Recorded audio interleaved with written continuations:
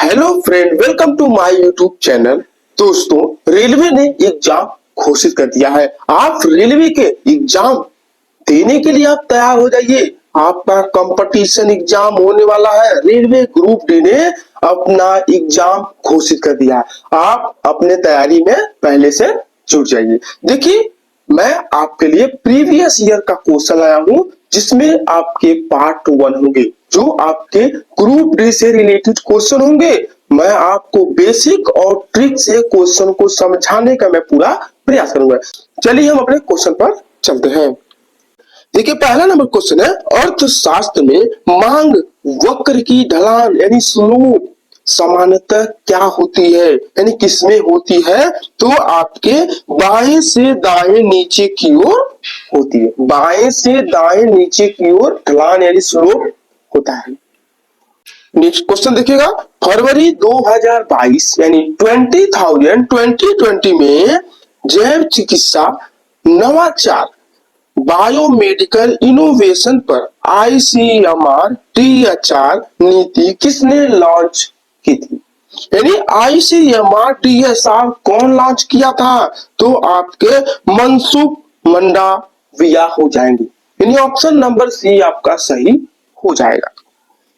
देखिएगा, next question है, reasoning का क्वेश्चन है। क्वेश्चन को आप ध्यान से समझने का प्रयास कीजिएगा। देखिए क्या है कि 3 कथन और उनके बाद 3 निष्कर्ष यानी फर्स्ट, सेकंड और थर्ड आपको दिए गए हैं, जिसमें आपको कथन को सत्य मानना है। यानी जो आपको बोला है आपको उसको सच मान करके उसका जवाब देना होगा। ठीक है, भले ही वे सामान्यतः ज्ञात तथ्यों से भिन्न प्रतीत होते हैं। और बताइए कि कौन से निष्कर्ष तार्किक रूप में दिए गए कथनों का पालन करता है। देखिए, पहले आपको कथन को पढ़ना है, उसके बाद आपको समझ करके निष्कर्ष आपको बताना। देखिए, बहुत अच्छा सवाल है और सभी एग्जामों में यह क्वेश्चन पूछा जाता है।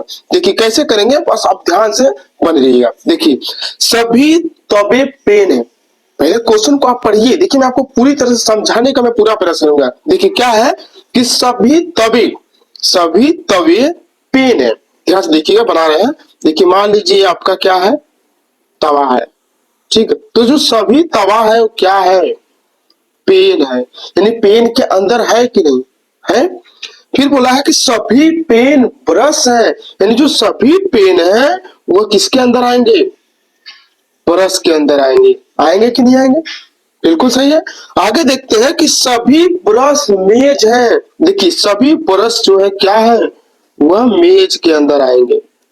जैसे जैसे बोला आपको वैसे करना है। अब क्या बोला है, निष्कर्ष पूछना। देखिए, कुछ मेज तवे हैं। देखिए, तवा तो बीच में है और मेज बाहर है। यानी तवा जो है वो मेज के अंदर है। तवा जो है मेज के अंदर है, ना कि मेज तवा के अंदर है। तो बोला है क्या कि कुछ मेज जो है वह तवा है, तो कुछ हो सकते हैं क्योंकि उसी से रिलेटेड है, उसी के अंदर है, तो कुछ हो सकता है। अलग है तो उसका कोई मेल जोल नहीं है, तो हम कुछ मान सकते हैं क्योंकि ये सभी क्या है, कुछ न कुछ रिलेटिव है। अंदर तो जो है वो है, लेकिन कुछ भी है इसमें। ठीक है, तो पहला ऑप्शन आपका सही हो जाएगा। दूसरा देखते हैं कि सभी पेन तवे हैं।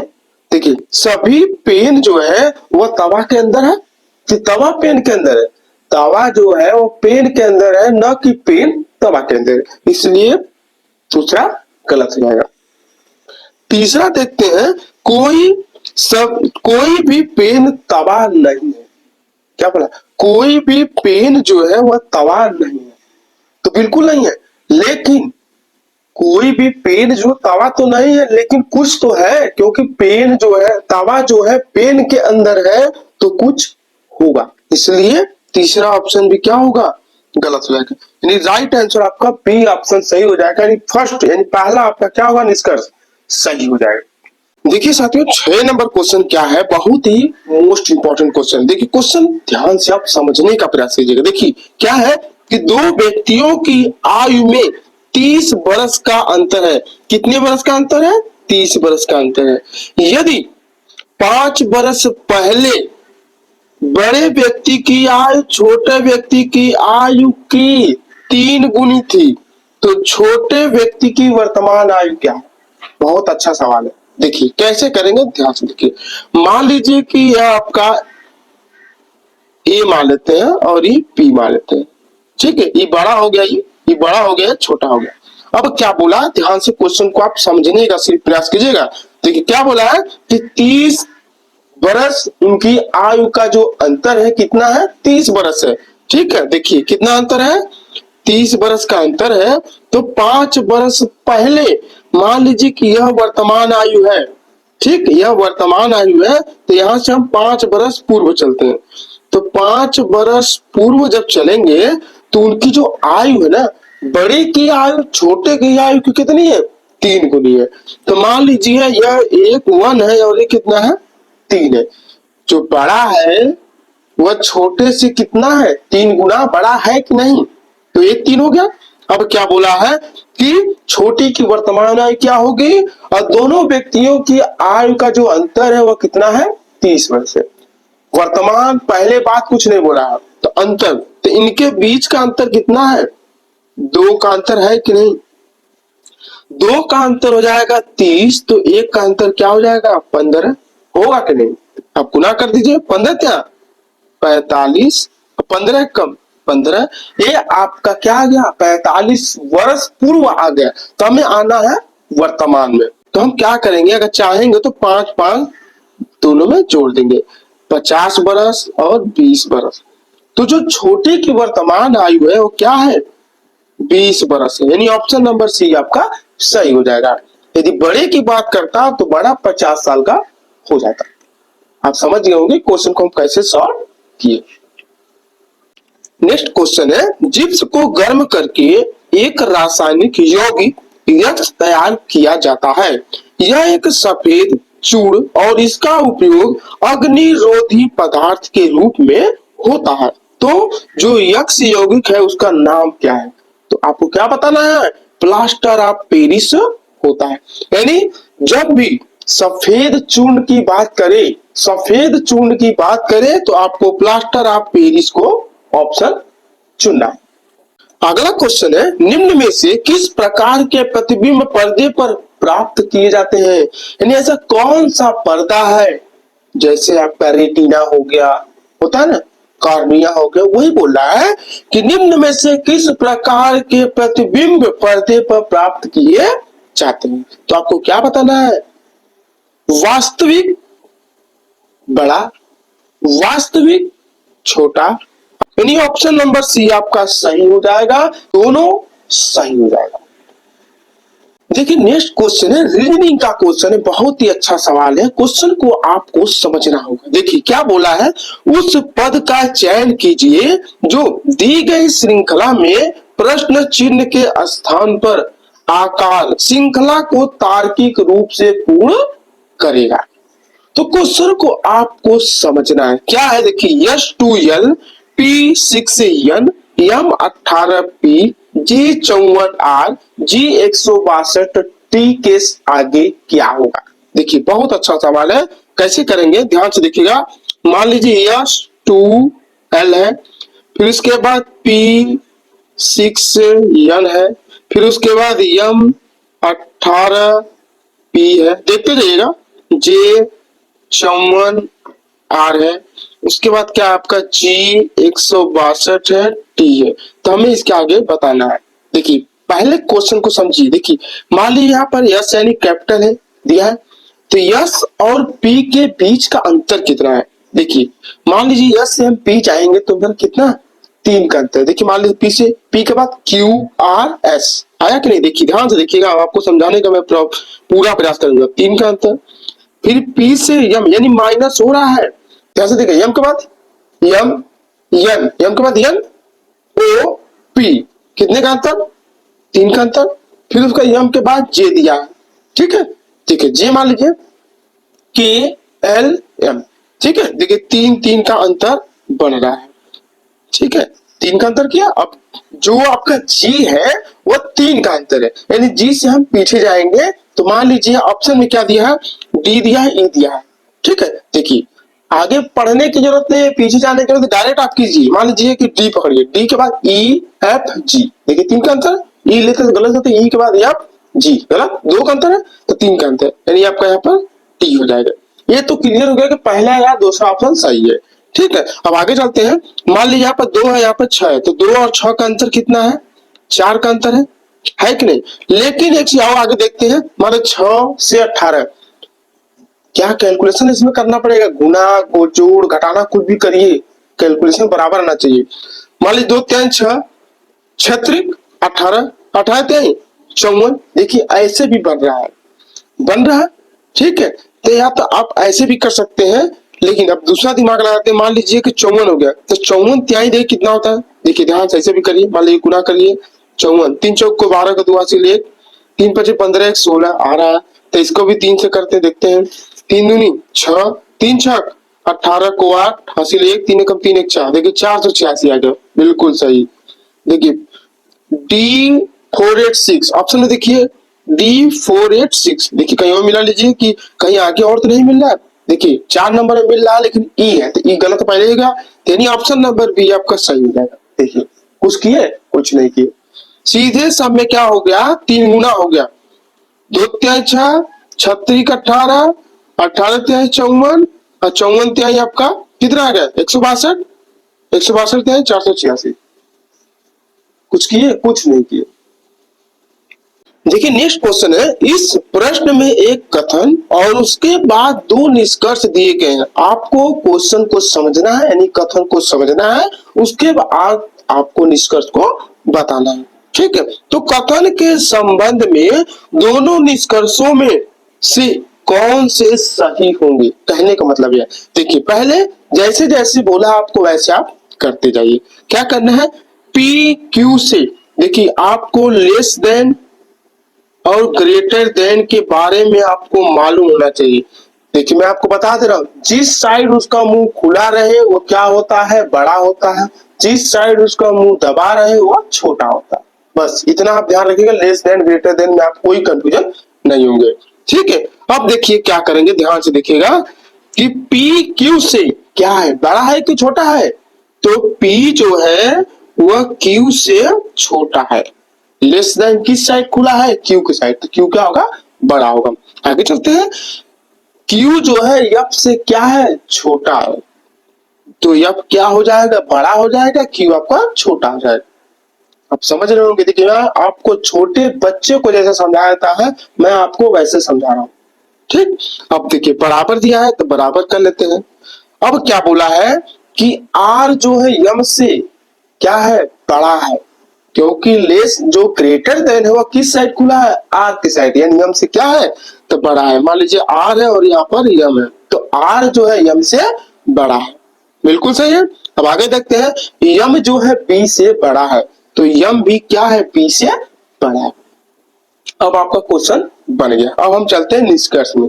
देखिए क्या बोला है कि आर जो है पी से क्या है? बड़ा है कि छोटा है? क्या बोला? बड़ा, क्योंकि जो ग्रेटर देन है वो आर के साइड खुला है, तो आर जो है पी से बड़ा है। मिलाइए, देखिए पी यहां पर है और आर यहां पर है, तो क्या बोला कि आर जो है पी से बड़ा है। तो क्या दिख रहा है आपको? क्योंकि 3 स्टेप है, 1 2 3, पी नीचे है आर ऊपर है, तो क्या होगा? आपका बड़ा होगा, यानी पहला ऑप्शन सही हो जाएगा। आपको कोई कंफ्यूजन नहीं रखना है।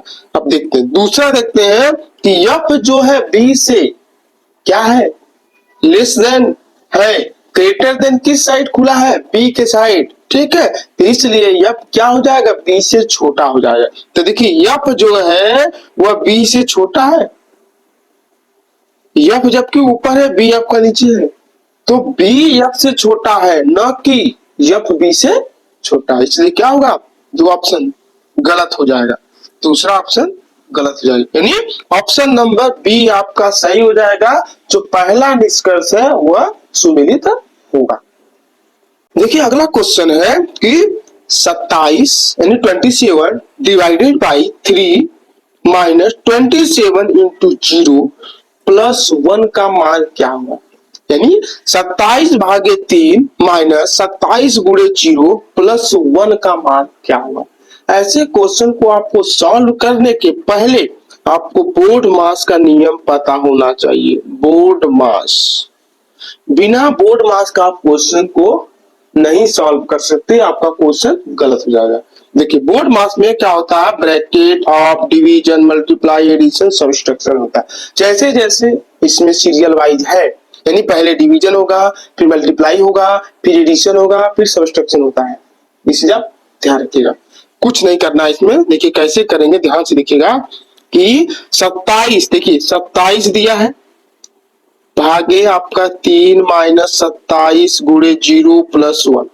तो पहले क्या करेंगे, डिवीजन करेंगे। डिवीजन कर दीजिए, 3 नवा 27, 9 माइनस 27 गुणे, ठीक है, मान लीजिए हम लिख लेते हैं गुणे प्लस 0 1, ठीक है, 9 माइनस, तो मल्टीप्लाई, डिवीजन के बाद क्या है, मल्टीप्लाई, तो 0 में 27 का गुणा करेंगे तो कितना आएगा, 0 प्लस 1। अब क्या करेंगे, हम इसे जोड़ेंगे, मल्टीप्लाई के बाद एडिशन, तो 9 1 10, 10 प्लस 0 बराबर कितना आ गया, 10 आ गया। इसलिए आपका राइट आंसर क्या हो जाएगा, सी हो जाएगा। आप समझ गए होंगे कि क्वेश्चन को कैसे सॉल्व किया जाता है। यदि हमारी वीडियो आपको पसंद आए तो हमारी वीडियो को लाइक, सब्सक्राइब और अपने दोस्तों में शेयर करना मत भूलिएगा। देखिए नेक्स्ट क्वेश्चन है, रीजनिंग का क्वेश्चन आ गया, बहुत अच्छा सवाल है। देखिए क्या है, एक निश्चित कूट भाषा में M F B T F को लेस लिखा जाता है और यूनिट्स को T M H R D लिखा जाता है, तो उसी कूट भाषा में ट्रिक को कैसे लिखा जाएगा। ऐसे क्वेश्चन को सॉल्व करने के पहले आपको इन दोनों का रिलेशन पहले बनाना होगा, उसके बाद आप इसको कर लेंगे। आपको दोनों बनाने की जरूरत है, आप एक कर लेंगे तब दूसरा को सॉल्व कर सकते। बहुत अच्छा सवाल, देखिए कैसे करेंगे, देखिएगा M F B T F, ठीक है, ध्यान से देखिएगा, L E A S E. अब इसमें आप दिमाग लगाइए कि क्या किया है, पहले जोड़ा है कि घटाया है कि उड़ा किया है, सब समझना पड़ेगा। तो हम देख रहे हैं कि मान लीजिए आपको यहाँ कंफ्यूजन था, आगे देखिए, जैसे मान लीजिए यहाँ पर पकड़ा गया, ए के बाद बी आ गया, ई के बाद एफ आ गया, दिख रहा है। देखिए ए के बाद बी, ई के बाद एफ, यानी एल के बाद एम, यानी -1 हो रहा है। एल के बाद एम, ई के बाद एफ, ठीक, ए के बाद बी, माइनस में करेंगे क्योंकि नीचे घट रहा है, बी के बाद ए, एफ के बाद ई, एम के बाद एल, आ रहा ना माइनस में, तो माइनस होगा, एस के बाद टी और ई के बाद एफ, यानी -1 का अंतर आ रहा। ठीक है, अब देखिए क्वेश्चन को सॉल्व करते हैं। देखिए क्या है, टी आर आई सी के दिया है। अब देखिए टी के पहले क्या आएगा, यस और टी, यस के बाद टी, यानी टी के बाद एक घटाएंगे तो क्या आएगा आपका, यस आएगा, आएगा कि नहीं, -1 करेंगे। अब आर है, आर है तो आर के पहले क्या आता है, क्यू आता है, क्यू आर यानी -1। समझ रहे हैं कैसे कर रहे हैं। अब देखिए अब आई है तो आई के पहले क्या आता है आपका, एच आता है, आता है कि नहीं। फिर उसके बाद सी, सी के पहले क्या आता है आपका, बी आता है, अब बी, फिर उसके बाद आपका के, के के पहले क्या आएगा, जे की, यानी जे, क्या आ गया, S Q H B J की, यानी ऑप्शन नंबर डी आपका सही हो जाएगा। अगला क्वेश्चन है, निम्नलिखित में से किस यौगिक का उपयोग श्वेत श्याम यानी ब्लैक एंड व्हाइट फोटोग्राफी में किया जाता है। तो क्या आपका सिल्वर क्लोराइड और सिल्वर ब्रोमाइड दोनों का यूज होता है, यानी ऑप्शन नंबर डी आपका सही हो जाएगा, जो ब्लैक एंड व्हाइट के फोटो में यूज होता है। देखिए नेक्स्ट क्वेश्चन है, मैथ का क्वेश्चन आ गया। देखिए क्या है कि दो तरफा यात्रा के दौरान गौरव की औसत चाल यानी एवरेज जो है आपका 15 किलोमीटर प्रति घंटा है। यदि वह जाते समय प्रति घंटा कितना 20 किलोमीटर की दूरी तय करता है जाते समय, तो लौटते समय वह कितना करेगा। कहने का मतलब यह है कि उनका जो एवरेज है उसका वो है आपका 15 किलोमीटर, और जो जा रहा है तो 20 किलोमीटर आते समय हमको नहीं मालूम है, हमको वही बताना है। देखिए बहुत अच्छा सवाल है, कुछ करने की जरूरत नहीं है। एवरेज की जब बात करेगा तो आप एलसीएम से लगाइए या तो आप सूत्र से लगाइए, फार्मूला से। देखिए फार्मूला से बताते हैं आपको। फार्मूला क्या आपको पता है कि 2xy बटे x प्लस y होता है, एवरेज बराबर, इतना तो आपको मालूम। अब हम क्या करेंगे, सीधे रख देंगे। एवरेज क्या है आपका 15, देखिएगा ध्यान से, टू यक्स, यानी जाते समय कितने किलोमीटर करना है, 20 गुणे वाई। हमें वाई पता नहीं है, डायरेक्ट देखिएगा कुछ कर नहीं रहे, बस रख रहे हैं। फिर उसके बाद यक्स प्लस वाई यानी 20 प्लस वाई, इतना आप कर लेंगे।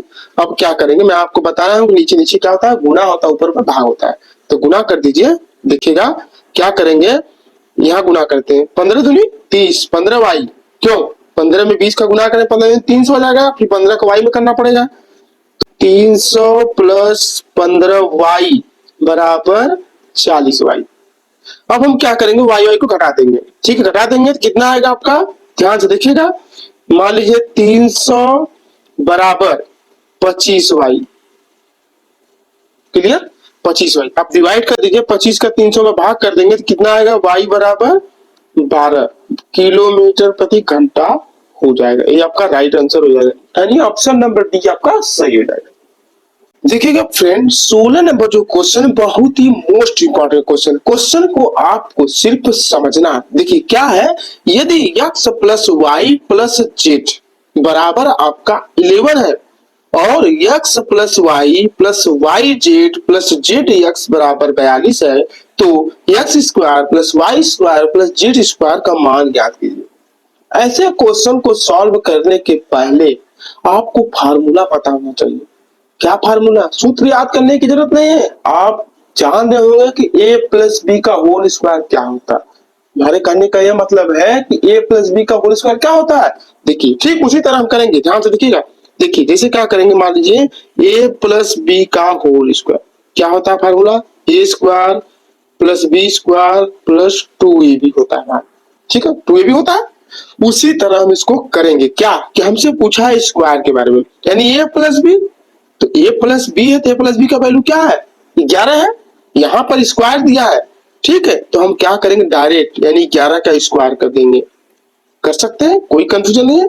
अब क्या है, आगे बोला है x plus Y plus Z, X Y Y Z होता है ना डबल, तो हम क्या करेंगे, सीधे क्या करेंगे, 2 और ए बी का मान क्या है यहाँ पर, ए बी है ना, इंटू में ए बी यानी एक्स वाई वाई जेड क्या, तो 2 गुणे ए बी का मान कितना दिया है, एक्स वाई का मान कितना दिया, 42। समझ रहे होंगे कैसे हम रख रहे हैं, ठीक है। हमें इसका वैल्यू बताना है ना, हमें इसका वैल्यू बताना है। डायरेक्ट क्या करेंगे, 11 में 11 गुणा करिए, 11 करिए 121 बराबर 42 दूनी 84, घटा दीजिए, आ गया right answer 37। Option number B आपका सही हो जाएगा। आपको कोई कंफ्यूजन नहीं होगा। हमें उम्मीद है कि आप लोग क्वेश्चन को समझ रहे होंगे। मैं आपको पूरी तरह समझाने का मैं पूरा प्रयास कर रहा हूं। देखिए नेक्स्ट क्वेश्चन है, P और Q अकेले एक कार्य को क्रमशः 9 दिन 12 दिन में पूरा कर सकते हैं। क्वेश्चन बहुत ही मोस्ट इंपॉर्टेंट है, क्वेश्चन को ध्यान से समझिए कि P और Q अकेले एक कार्य को क्रमशः 9 दिन 12 दिन में पूरा कर सकते हैं यदि वे Q से शुरू करके, यानी Q पहले दिन आएगा, शुरू करके एक एक दिन छोड़कर कार्य करते हैं तो वह कार्य कितने दिन में पूरा हो जाएगा। बहुत ही अच्छा सवाल है। देखिए हम आपको पूरी तरह से समझाने का मैं पूरा प्रयास करूंगा। क्वेश्चन में आप देखते रहिए और वीडियो में आप बने रहिए। देखिए कुछ करने की जरूरत नहीं, मैं आपको ट्रिक से बताऊंगा, मैं आपको ट्रिक से बताऊंगा, ध्यान से देखिएगा। मान लीजिए P है Q है, P जो है उसे 9 दिन में, Q से 12 दिन में, ठीक। हम इसका एलसीएम लेंगे तो इसका एलसीएम कितना आएगा, 36 आएगा, ठीक है। अब देखिए डिवाइड करिए, 9 चौक का 36, 12 क्या है 36। अब देखिए P जो है एक दिन में 4 काम करेगा और Q जो है एक दिन में 3 काम करेगा, तो दोनों बारी बारी से बोल रहा है, तो टोटल हो जाएगा 7 काम, ठीक है। अब मान लीजिए पहले दिन मान लीजिए Q आ गया, पहले दिन Q आया तो कितना काम किया, 3 काम। अब दूसरे दिन जो है Q नहीं आएगा, अब कौन आएगा, P आएगा, तो दूसरे दिन P आया, कितना काम किया, 4 काम। ध्यान से देखिएगा, टोटल दिन हो गया 2, टोटल काम हो गया 7। समझ रहे हो, यानी 2 दिन में 7 काम हो रहा है, 2 दिन में 7 काम हो रहा है, तो हमें करना है कितना, 36 काम, तो डिवाइड कर 7 बचे 35, कट गया, यानी 36 में हम 35 घटा देंगे तो कितना बचेगा, एक काम अभी बच गया, तो कितनी 7 बचे 35, यानी 2 दिन में 7 काम, तो 2 में हम 5 का गुना कर देंगे तो कितना आएगा 10 आएगा, यानी 10 दिन में 35 काम कर देंगे। कंफ्यूज मत होइएगा, 10 दिन में कितना 35 काम कर देंगे तो बचेगा कितना एक काम। अब कौन आएगा क्यू आएगा। क्यू जो है एक दिन में 3 काम कर रहा है तो उसे करना है कितना एक काम करना है, तो क्या करेंगे क्यू जो है एक दिन में 3 काम करता है तो उसे करना कितना एक काम, तो 1/3 कर देंगे कि नहीं, क्योंकि वह 3 का एक भाग कर रहा है। अगर 3 पूरा करता तो एक दिन जुड़ता, लेकिन काम तो खत्म हो गया, काम तो थोड़ा बचा है, यानी वह 3 हिस्सा का एक भाग वह कर रहा है। तो हम इसको क्या करेंगे 10 सही 1/3 दिन में यह काम क्या कर देगा पूरा करेगा, यानी 10 दिन का समय लगेगा बराबर बराबर, और एक हिस्सा बचा जो क्यू आएगा वह अपने 3 हिस्सा का एक भाग कर देगा, यानी 10 सही 1/3 भाग वह काम को पूरा कर देगा। कोई कंफ्यूजन नहीं, ये यदि 3 भाग बचा रहता तो काट देते, यानी क्या होता 11वें दिन में यह काम पूरा हो जाता। देखिए नेक्स्ट क्वेश्चन है पी एल के यू जे और वाई समान कैलेंडर वर्ष के 6 क्रमागत महीनों में राजस्थान और उत्तर प्रदेश की यात्रा पर गए हैं। पी ने नवंबर के महीने में राजस्थान की यात्रा करना पसंद किया। यू ने पी से ठीक 2 महीने पहले उत्तर प्रदेश की यात्रा की है। वाई ने यात्रा के लिए जुलाई के महीने को पसंद किया है। जे ने वाई और यू द्वारा पसंद किए गए महीनों के ठीक मध्य में राजस्थान का दौरा करना पसंद किया है। तो यल ने वाई से ठीक 1 महीने पहले यात्रा की, तो के ने किस महीने में यात्रा की है यह आपको बताना है। देखिए जैसे जैसे बोला आप वैसे करते जाइए। क्या करना है ध्यान से देखिएगा कि 2 4 6 लोग हैं, ठीक है, यानी 6 लोग हैं, 6 महीने के बाद भी हो रहा है। क्या ध्यान से देखिए, मान लीजिए यहाँ पर पी है, पी जो है नवंबर महीने में कहां पर गया है राजस्थान गया, राजस्थान की यात्रा करना पसंद किया है, बिल्कुल सही है। अब आगे देखते हैं यू ने पी से ठीक 2 महीना पहले, यू ने पी से ठीक 2 महीना पहले उत्तर प्रदेश की यात्रा की। समझ रहे हैं समझ रहे? देखिए यू ने क्या बोला, यू ने पी से ठीक 2 महीना पहले, तो 2 महीना पहले कौन सा महीना आएगा, मान लीजिए सितंबर, सितंबर अक्टूबर नवंबर, तो नवंबर के पहले 2 महीना क्या आपका सितंबर है, यानी यू जो है देखिए यू जो है आपका कौन से महीने में सितंबर वाले महीने में कहां पर गया है यूपी में गया है, ठीक।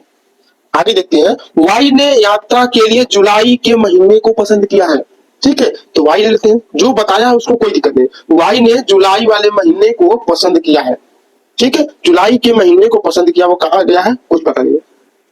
अब आगे देखते हैं कि जे ने वाई और यू द्वारा पसंद किए महीने के ठीक मध्य में राजस्थान गया है।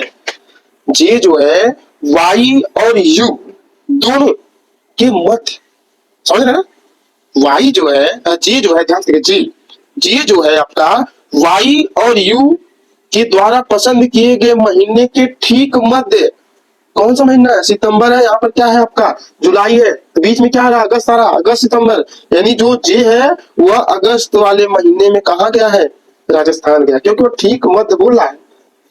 आगे देखते हैं यल ने वाई से ठीक 1 महीना पहले, अब देखिए यल आ गया, यल जो है क्या बोला है, यल ने वाई से ठीक 1 महीना पहले, वाई का कौन सा महीना है जुलाई है, तो 1 महीना पहले कौन सा आएगा आपका यल का क्या हो जाएगा आपका जून हो जाएगा। वह कहां गया है जून में बताया नहीं है कहां गया है, लेकिन यह बोला है कि यल जो है वाई के ठीक 1 महीना पहले यात्रा की है, ठीक है। अब बचा कि जो बचा होगा वही होगा, कर लीजिए। मान लीजिए आपका क्या है जून जुलाई अगस्त सितंबर अक्टूबर नहीं है नवंबर है, तो अक्टूबर हम कर लेते हैं 1 2 3 4 5 6 हो गया क्लियर। ऑप्शन नंबर डी आपका सही हो जाएगा, जो नहीं दिया वही आपका क्या है राइट आंसर। अगला क्वेश्चन देखते हैं एक धारावाही परिनालिका के लिए इनमें से कौन सा कथन सही है, हमें सही बताना है। क्या क्वेश्चन है देखिएगा, इसका उपयोग मृदु लोहे के टुकड़े को चुंबकित करने के लिए किया जा सकता है, या दूसरा यह छड़ चुंबक की भांति कार्य करता है, क्षेत्र रेखाएं सकेंद्रित वृत्त होती है।